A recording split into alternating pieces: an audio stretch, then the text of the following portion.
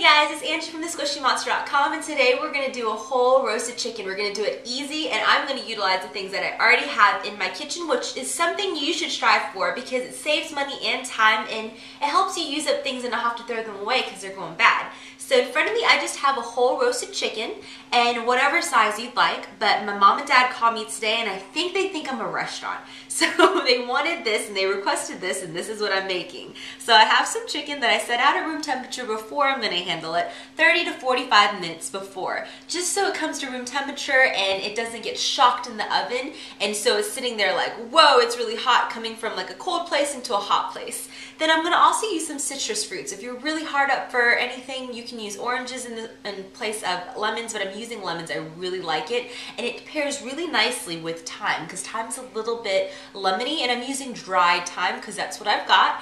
And I love perusing through the clearance racks and getting, you know, I found this thyme, for example, right when it was about to go bad, but it wasn't bad yet, and it was like 75% off. I took it home and I hung it upside down, and I made my own dried thyme instead of having to dish out $5 or $6, which is a total ripoff for, you know, the pre-dried stuff. And rule of thumb here, you want to use 1 teaspoon per 1 tablespoon of fresh.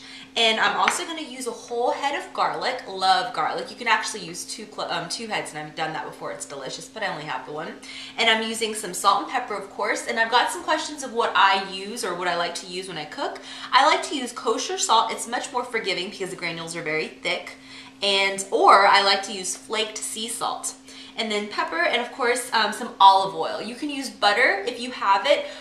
Just do not use extra virgin when you're cooking, especially in high temperature in the oven for a steady heat for a few hours. You want to use olive oil, or you can use veggie or canola oil, and like I said, butter would be delicious in this. But I'm gonna save mine for cookies, I think.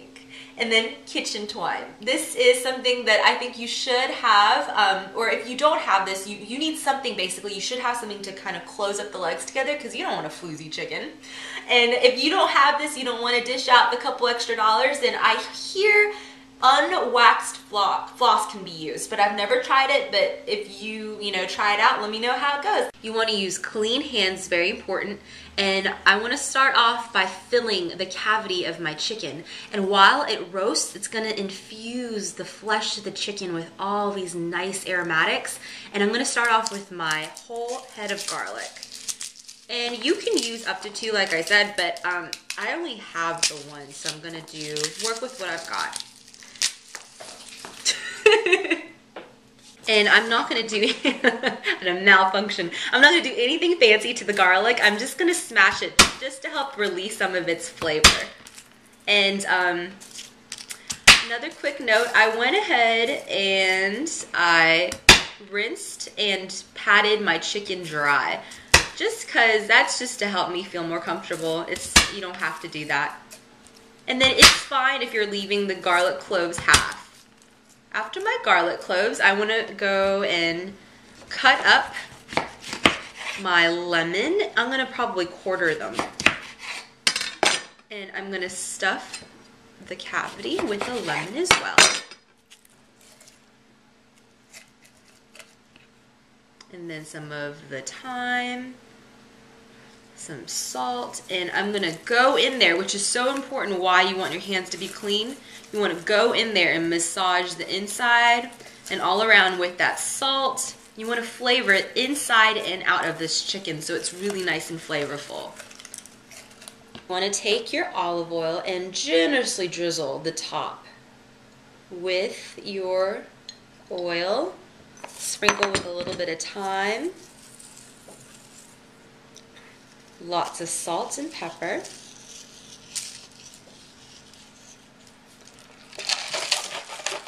And go in there with clean hands again. Make sure you're using clean hands and just massage your bird. This is going to ensure a really nice and succulent and juicy meat.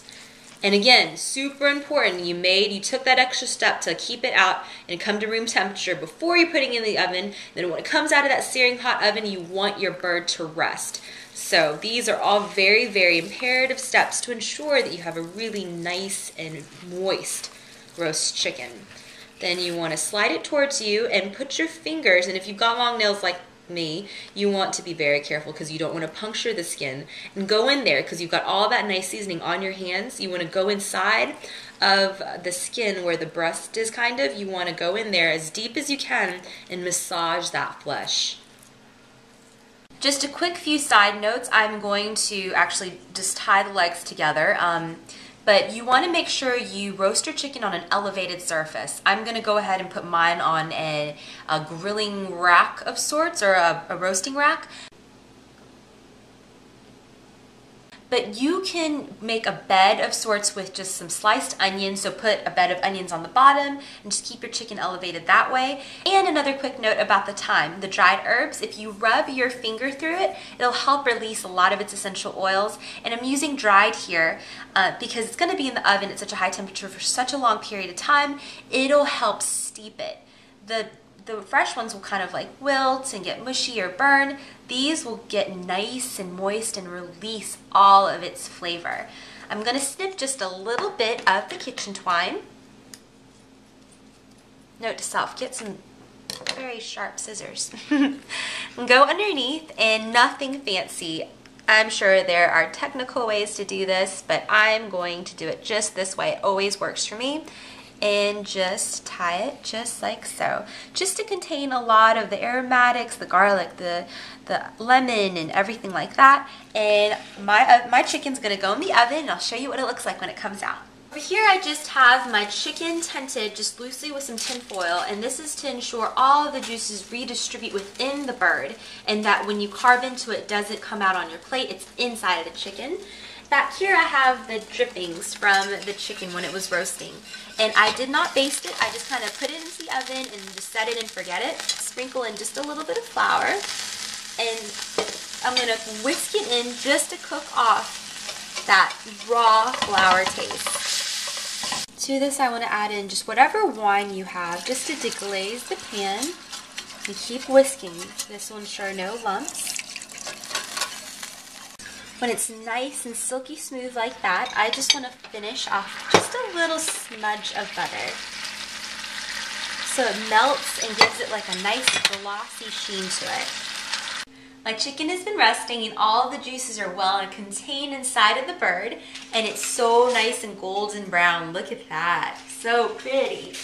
It's time to carve into it. You can use a carving knife, a serrated bread knife, whatever. I'm using this because this is what I'm going to eat with. Just go in there and get a little bit of it. Oh, hear that crispy skin?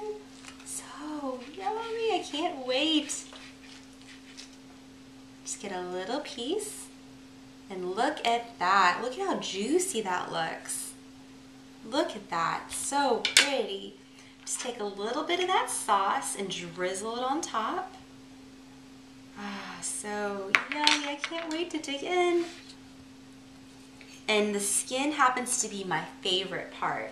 Get a little piece of the skin, some of that juicy chicken meat. Oh.